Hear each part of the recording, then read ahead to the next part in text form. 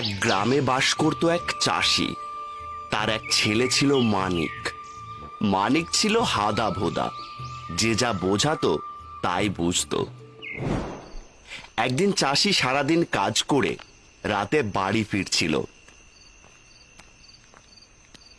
এমন সময় হঠাৎ সে দেখে একটা বীজ চকচক করছে। কি ব্যাপার? এই অন্ধকার রাতে চাঁদের আলোতে ওখানে কি চকচক করছে? দেখি তো গিয়ে।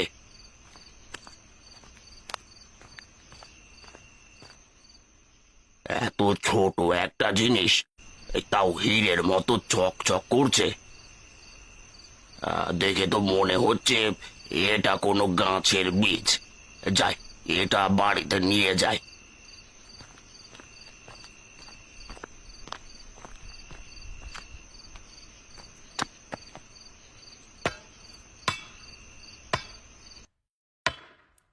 কে কে ওখানে?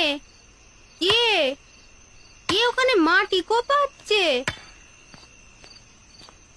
ও তুমি? আমি ভাবলাম কে নাকি। তা এখানে কি করছিলে শুনি? ও কিছু না, একটা বীজ লাগালাম। কি বীজ?